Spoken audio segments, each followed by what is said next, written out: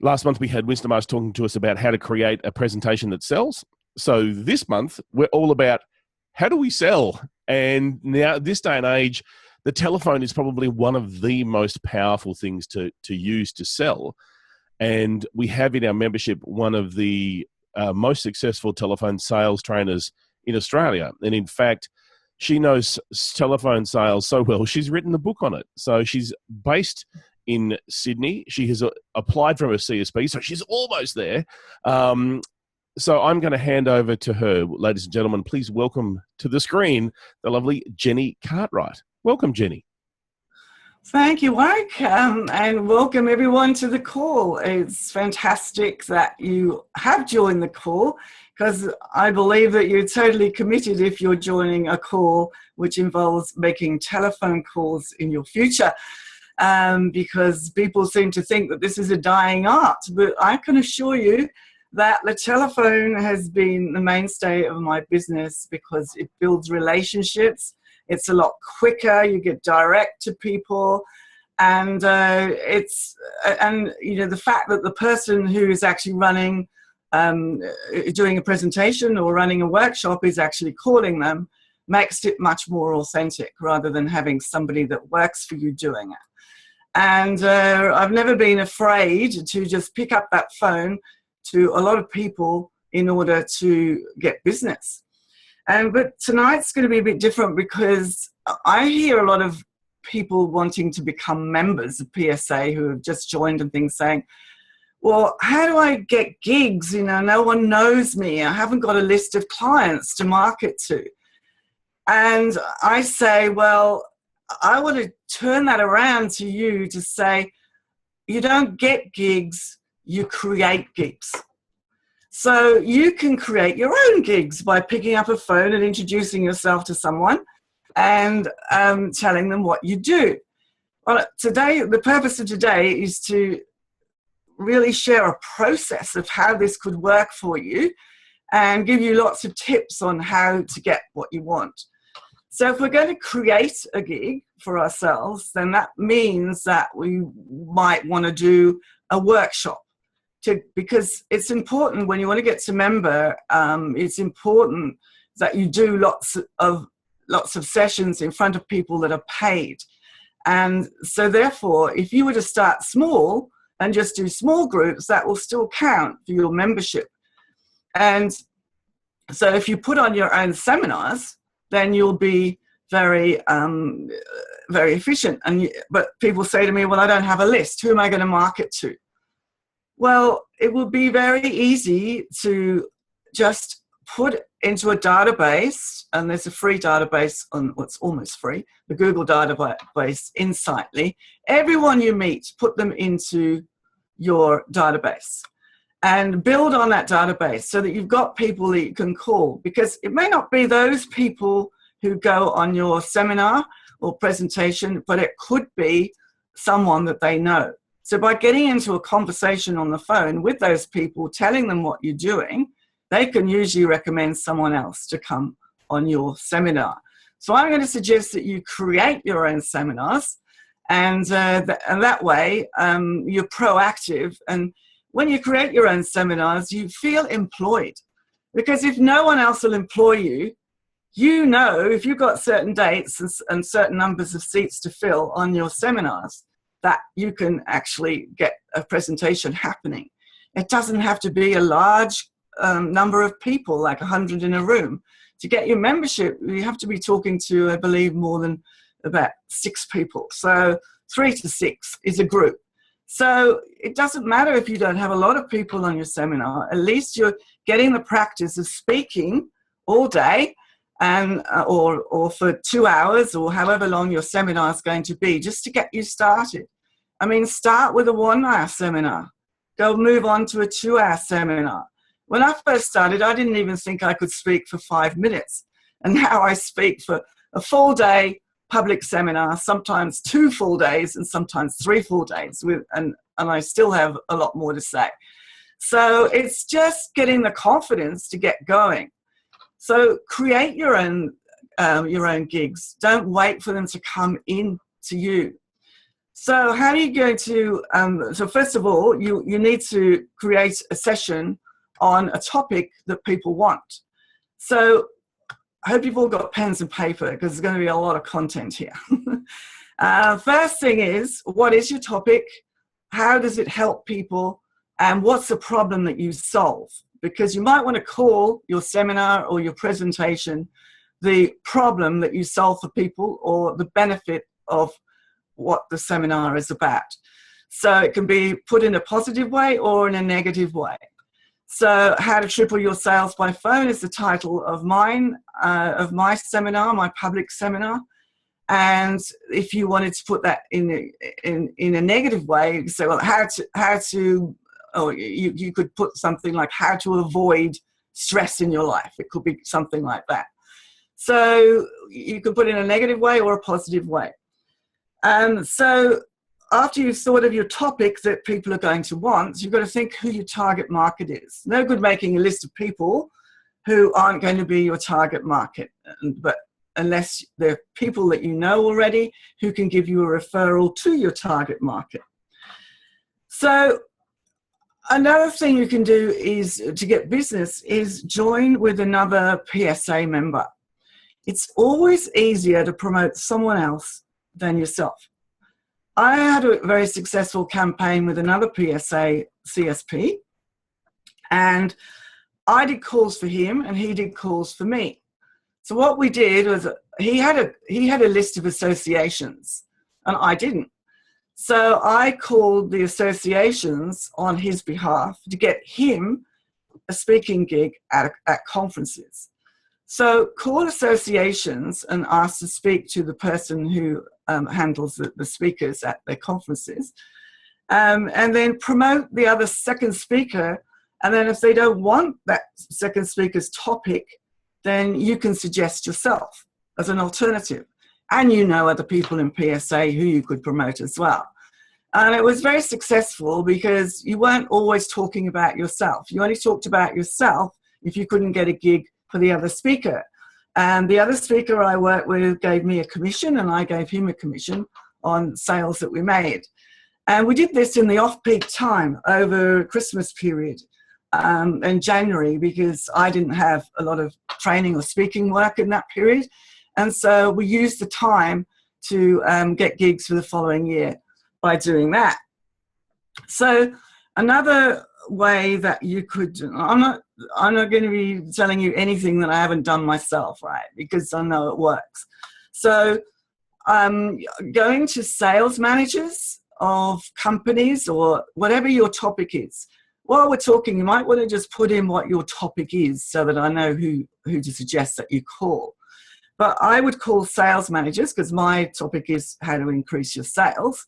So I would get to talk to sales managers, first of all, to ask them if they had a sales conference each year. And if they didn't, I'd say, well, maybe you'd like me to come and speak at one of your sales meetings and really help your salespeople to double their sales the following week. How does that sound? So I always had a major benefit to the sales manager of what I could do for them. And sometimes they were free and sometimes they were paid. Now, if you don't feel that the person will do it as a paid gig, it would be a really good idea to get going on something that you could sell, be it an ebook to get started. Something that you can sell after your events, because when you're doing a free gig, you do want to get some benefit from it. Hopefully it will be they loved you so much that they'll get you in and they'll recommend you for the next sales conference. And if not, then you at least get to sell product. And that is also, then you feel like you're being paid. So try going to the person in a company. If yours is a corporate topic or could be a corporate topic, try going to people who would be interested in that. So if you talk on HR, you might, you'd go to the HR manager and do a presentation for them. It's difficult to get through to HR managers, so think of the person who is responsible for the area on what you're talking about to get them into corporate. So I think it's a good idea to start with, if you're doing corporate, to do that. If you're just doing a topic which is not corporate, then you have to go to everyone you know, your friends and your relatives. And I used to go, where I got business, I used to go to a lot of networking functions. And at networking functions, if you talk to a lot of people, it's not necessarily them who will come to your gig, but it will be someone that they know, and they'll refer you to someone else. So actively work those networking functions.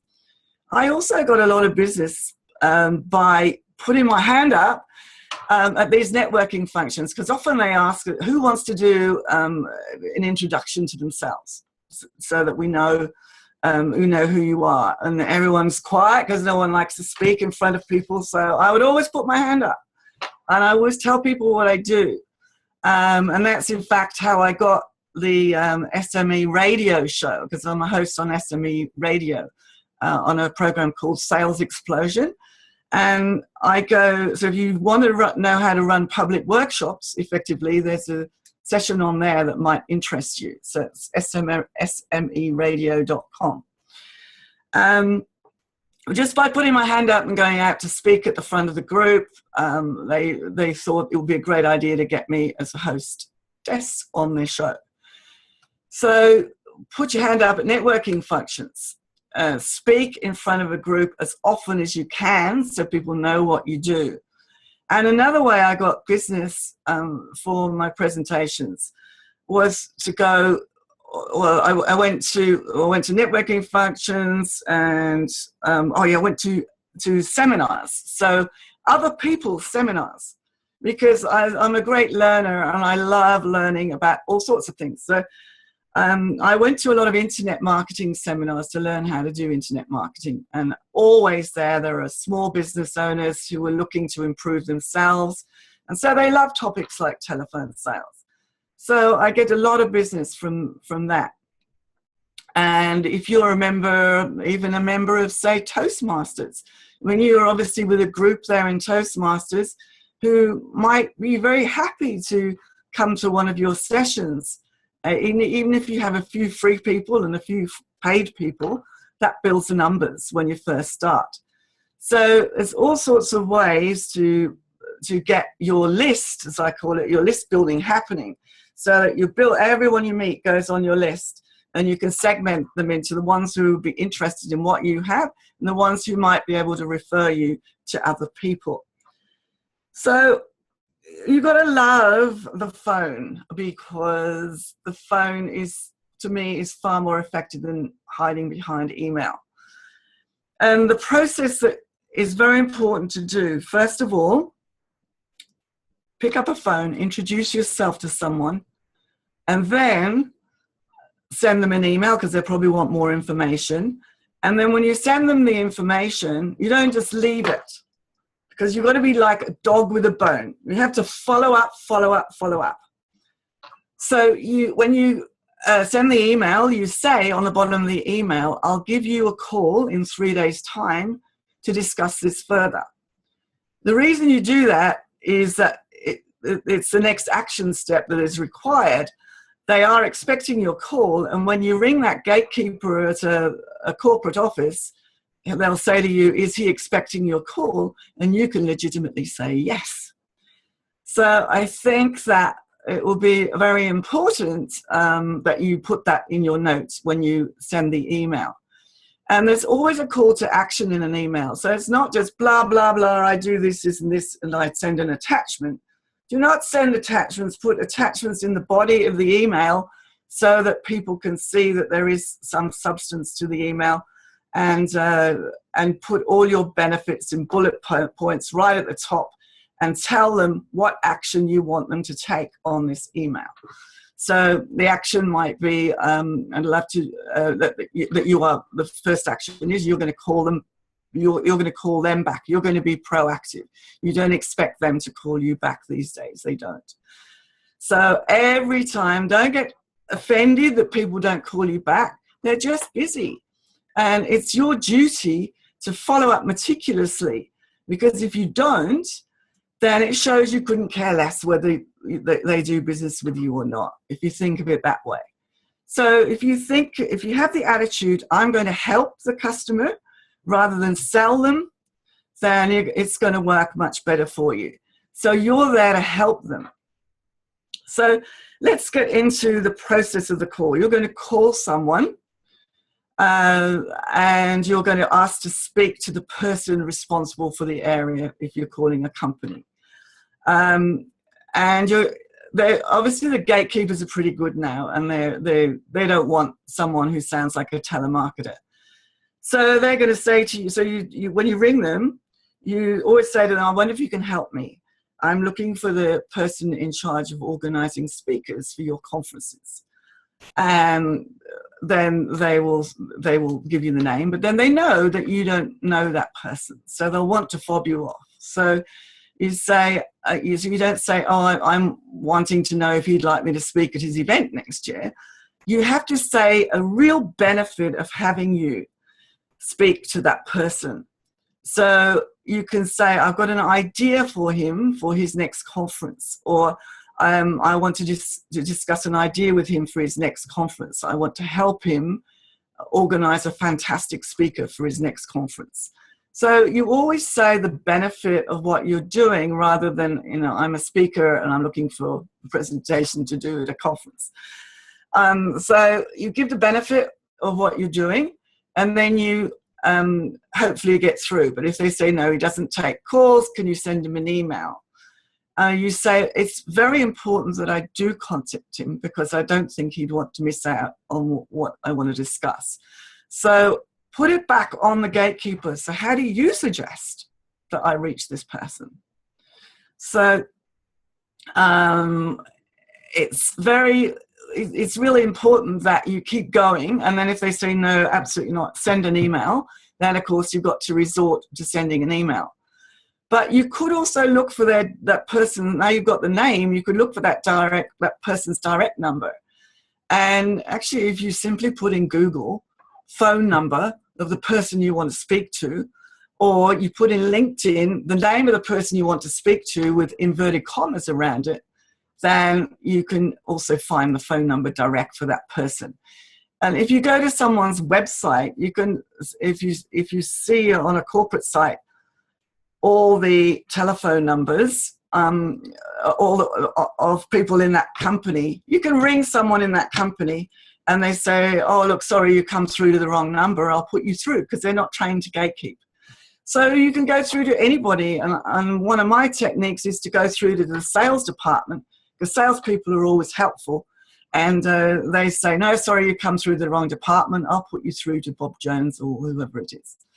So we can always get through. We don't need to be fobbed off by just sending emails. But if you can't get through, then I think that it would be a very good idea to send a sales email with the content in the main body, with a call to action, and then you follow up the next time. And you can say to the gatekeeper, I promised to call him today, because you did in your letter or email, you said, I promised to call him today. So when we pick it, now we want to speak to the main person. We've sent our email, we're calling back, and we introduce ourselves. And it's always good to have some way that you know that person to warm the call up. So people say cold calling is dead. Well, cold calling is probably dead. We need to have a warm call, not a cold call. So a way you could open up the call is to know something about the company. So, for example, I would say, I would have found out from the receptionist, I understand you have 20 salespeople there. Is that correct? And I say, is that correct? And that gets a yes from him, and it gets him in the conversation. Or I might notice something about him.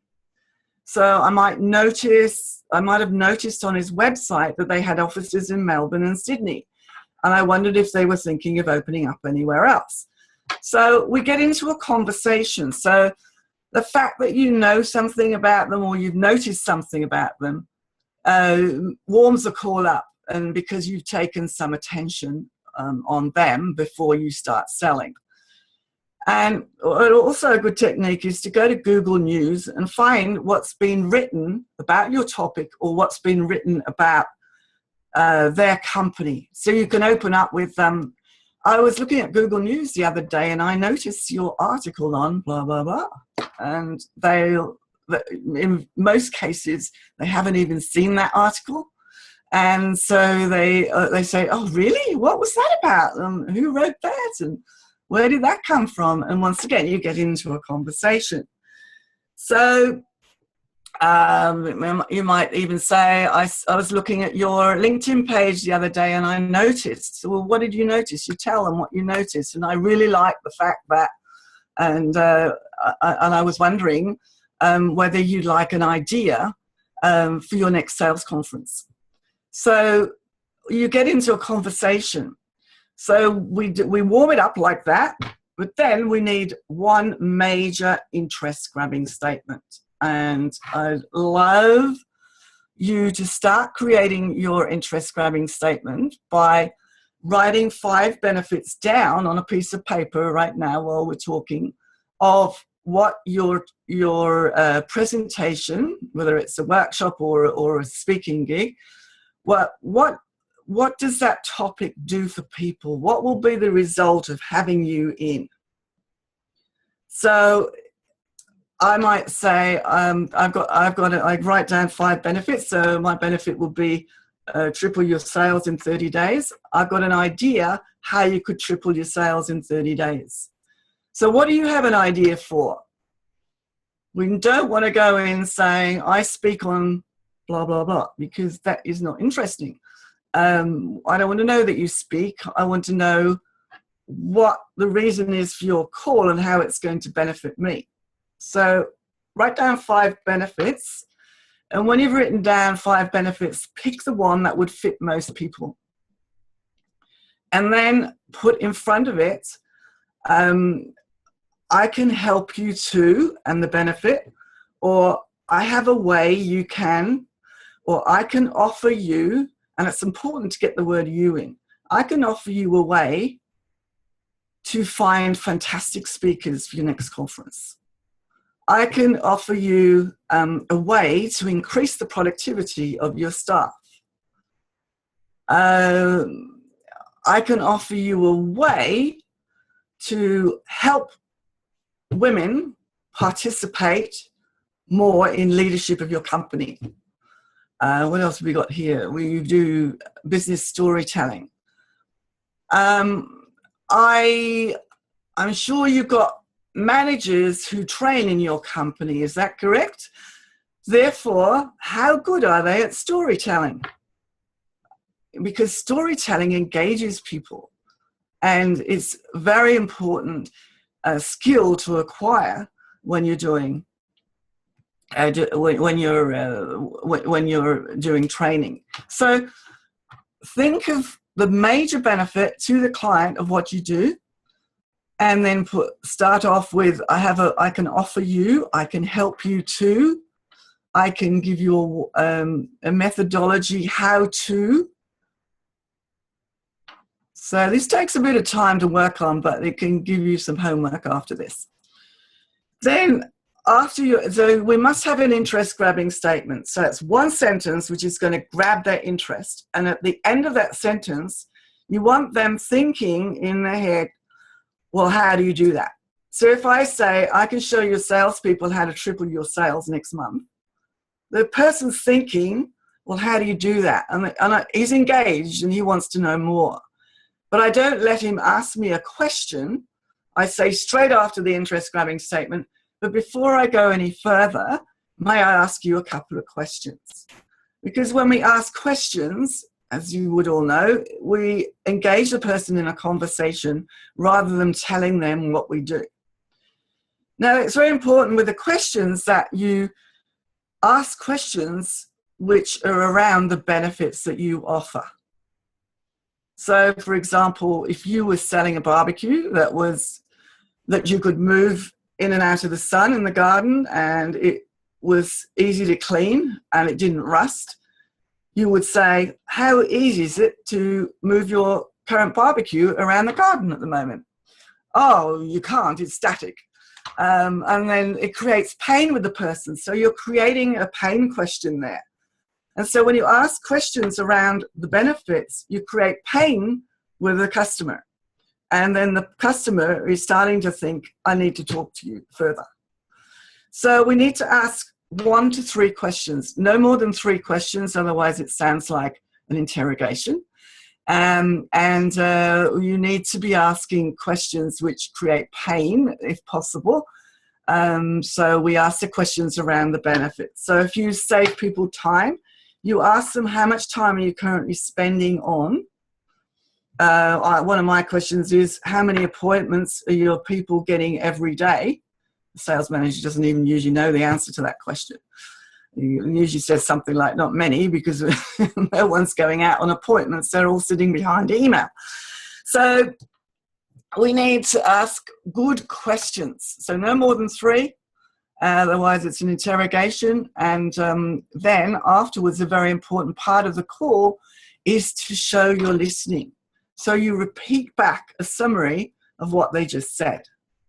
So if we're doing that barbecue example, you'd say, oh, so you said that you can't move your current barbecue in and out of the sun, that it's not very easy to clean, and it's full of rust. Is that correct? Sounds like it might be an idea to look at another one, doesn't it? So you listen to, by summarizing what the person said back, and if you don't do that, it's like you're not listening and they don't have that rapport with you anymore. So it's important, and if you can use the same words that they did, then you're in better rapport. And if you know about auditory, visual and kinesthetic words, if they're talking auditory words, you talk back in auditory words, and if you talk back in visual, if they're doing visual words, you talk back in visual words. So try and use the same language as they are so that you build that rapport and they want to keep talking to you.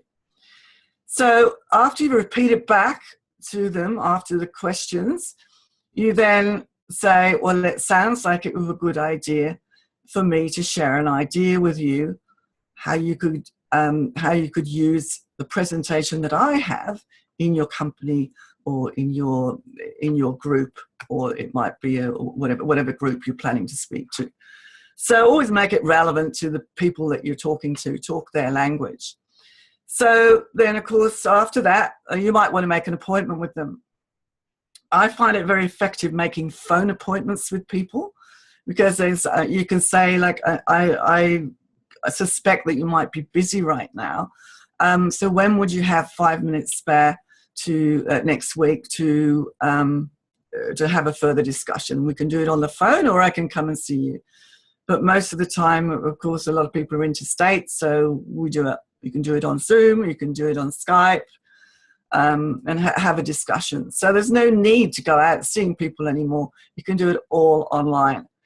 So making a phone appointment is quite effective. So when you make an appointment, you say, when would you like to have an appointment with me?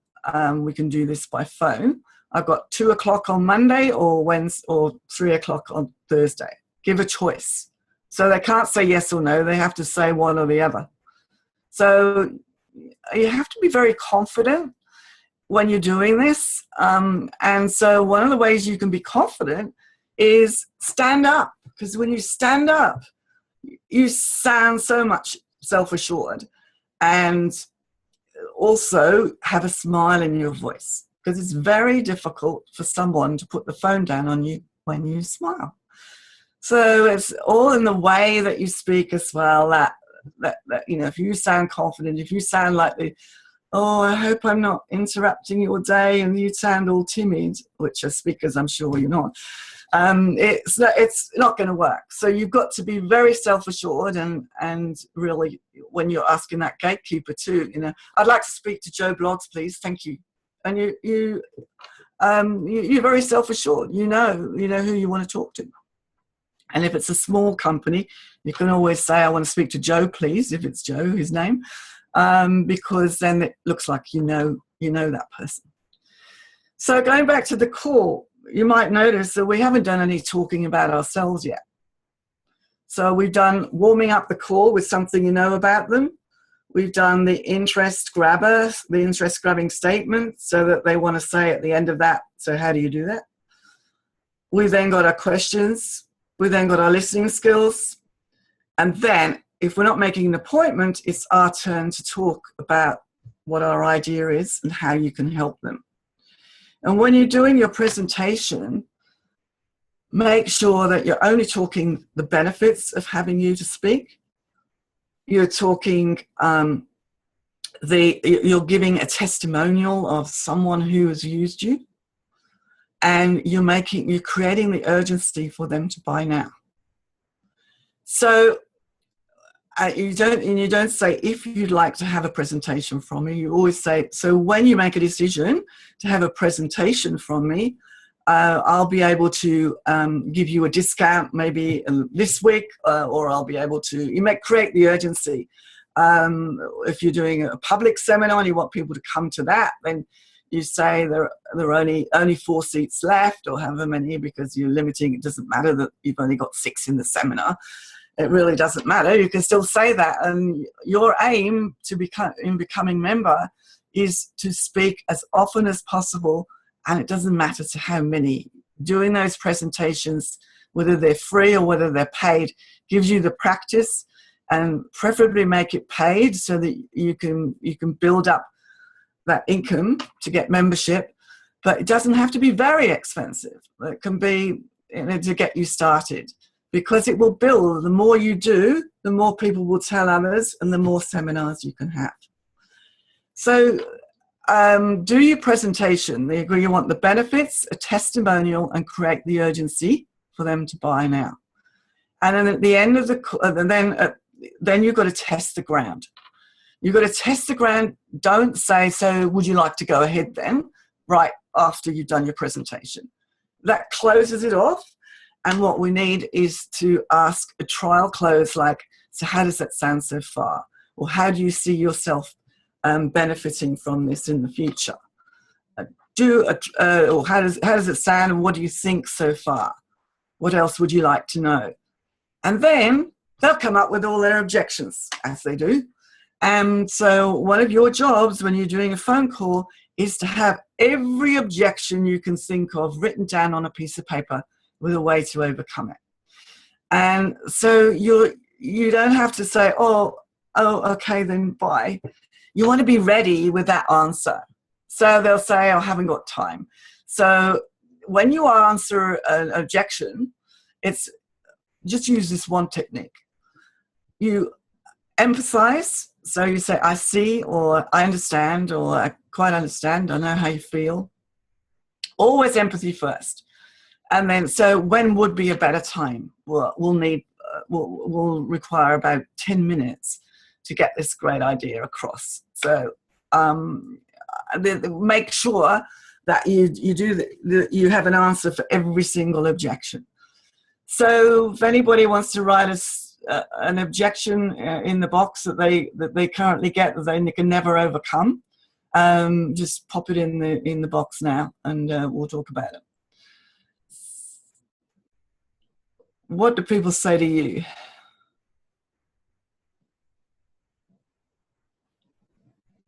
I'm not getting any messages here. I can tell you what they're going to say. We don't need a speaker at the moment. That's quite okay. So how often do you have conferences? And how often do you have sales meetings? How often do you have meetings of any kind? So how good are your people at whatever the topic is you do? Get a question and write down some questions that could answer every objection that comes up. What's this one? Our CEO does the emceeing. Oh, that's terrific.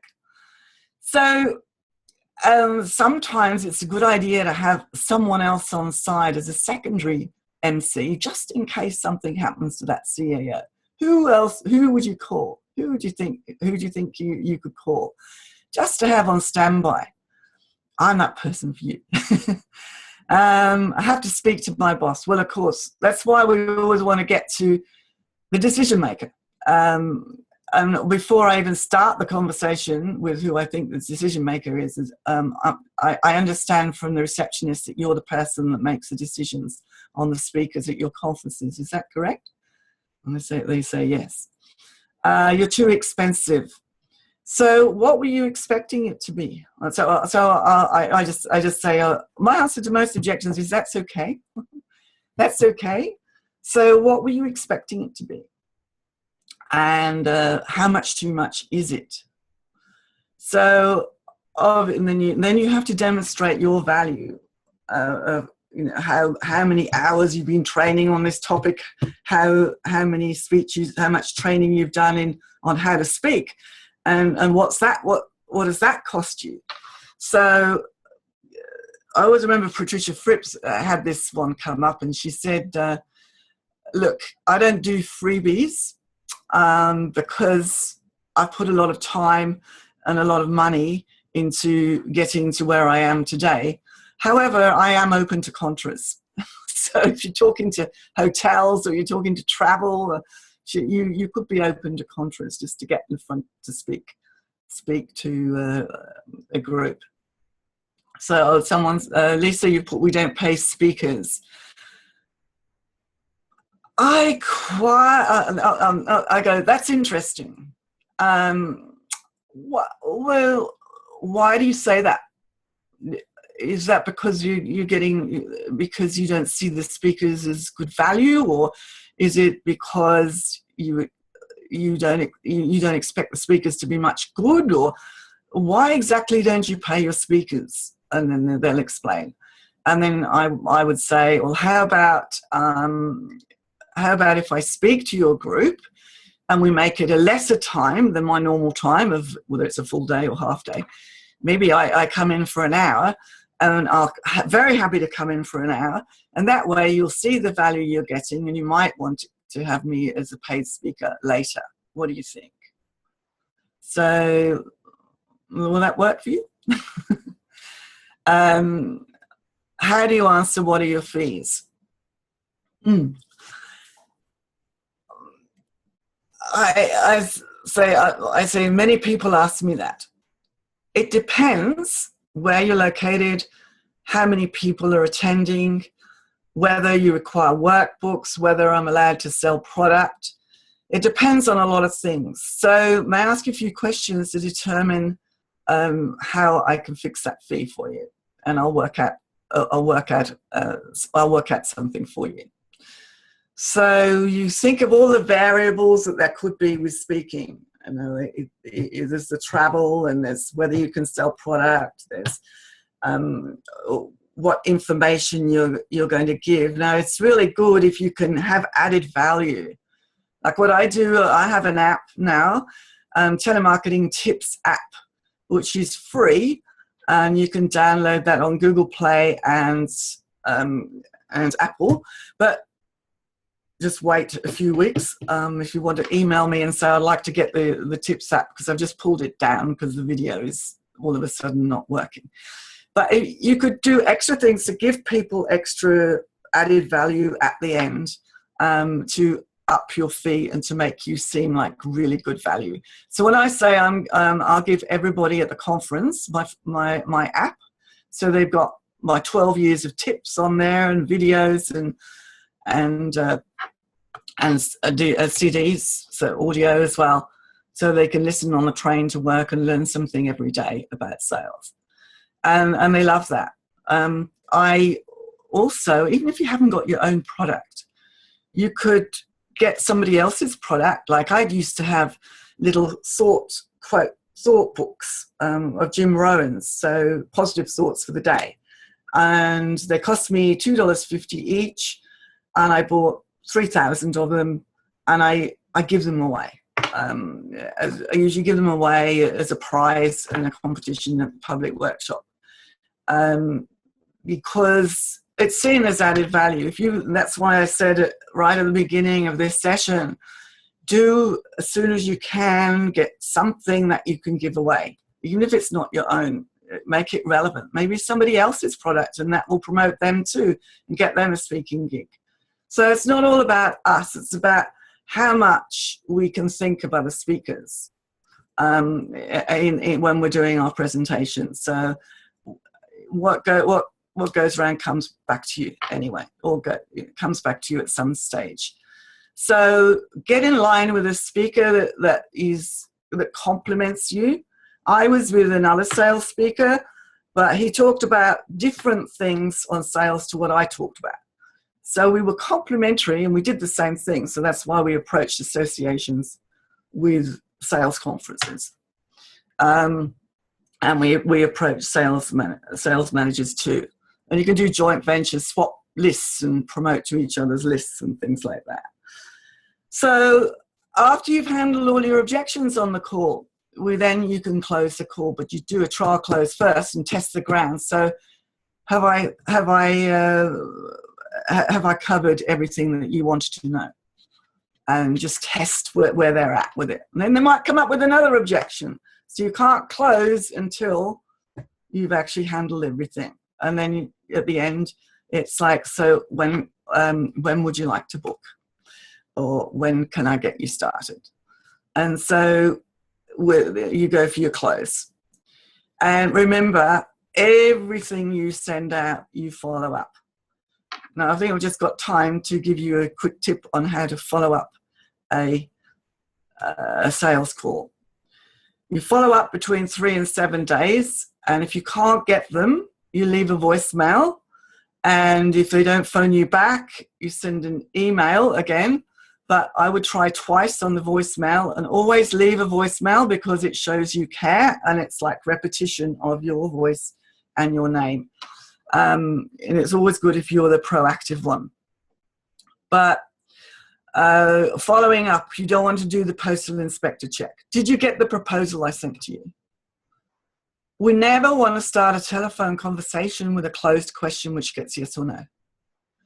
So please start with the reason for my call, or I'd say, as promised, I'm giving you a call to see what you thought of the proposal we sent, or I sent. So I'm calling to see what you thought, as promised, because you told them in the email you were going to follow up. So make sure that you don't say, did you get the email or did you get the quote? Because they will probably say no. And if they say, oh, I haven't looked at it yet, then you say, well, that's quite okay. Are you in front of your computer now? And we can run through this together.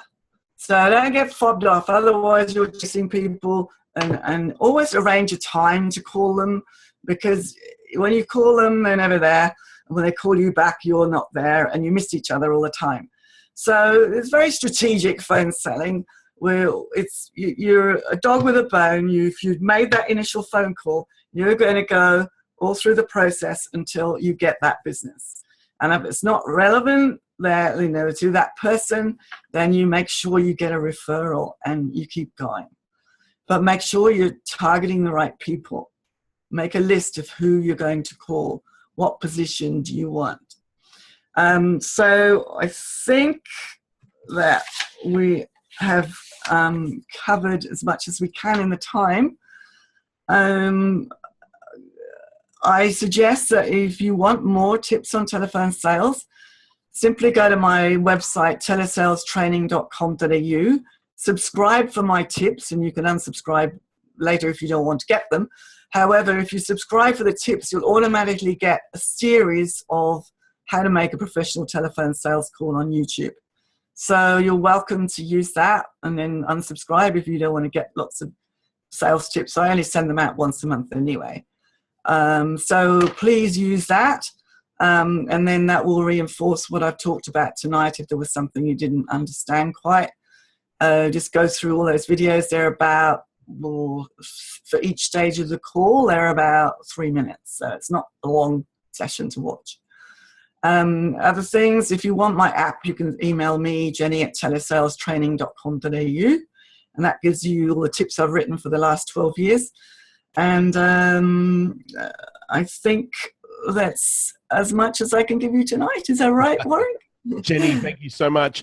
Look, if anyone has any pressing questions, just start putting them in the chat box, and if we can, we'll answer them. But I really appreciate that we've covered the whole breadth of the conversation. So, a quick one from Russell. Do you have an average conversion rate based on your to appointment? Probably nowadays 1 in 10. Okay. Mm-hmm. So you've got to be resilient doing phone calls, yeah? Absolutely. But never take it personally. It's just part of the process. I mean, every no is getting you closer to a yes. Yeah. But basically, you can make 20 calls an hour, and 10 of those aren't going to be there. So you're only talking to 10 people, luckily, if you're lucky. Yeah. Okay. So I know that.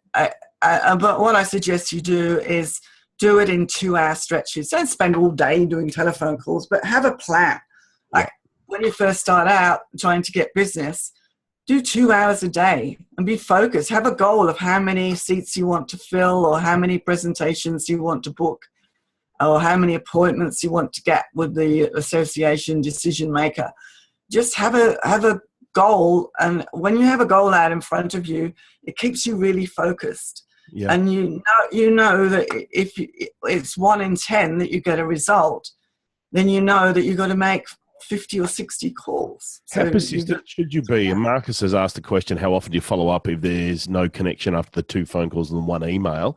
How long will you be persistent with a person before you let them go? 6 times I try. Okay, 6 times, cool. And often they say, thank you for being persistent. Yeah, okay, great. I've just been too busy. Marie asked the question, do you expect to make the sale most times on the second call? Hopefully, yes. But you won't make it every second call. I mean, let's face it. If you got 1 booking every 10 calls you made, that would be fantastic. Yep. And how many gigs you want a month? Then if you want 4 gigs a month, then you work it out. Just write down on a piece of paper. Each time you make a call, just do a little slash on a piece of paper. How many calls did you have to do to get those 4 gigs? So it might have been I had to do 60 calls to get 1 gig. Or with me, I was promoting public workshops, and I really advocate you do that because you can make it happen. You create your own gigs. Yeah, and I've done that all my life, and that's how I basically how I've done it. Right. I've been very clear of how many people I want on each seminar, and I've sat on the phone, said, right, I've got 2 hours this morning. I want to fill 5 or 6 seats. Okay. And then it's if you're very focused on what you're doing, you will do it. If you're very clear about what you want. Yep. Marie also asks, where do you source your list from? And this is what you were speaking earlier about when you're networking, you're getting people's business cards. It's about getting out there and meeting people. Yeah. You don't buy lists or anything like that? No. I have software I make lists for people. I've got software that makes lists of different types of companies. It doesn't tell you the person to contact, so you actually have to do 2 calls. So it will make a list of, say food products companies, or any type of company, and it will give you the phone number and the email, the info at email.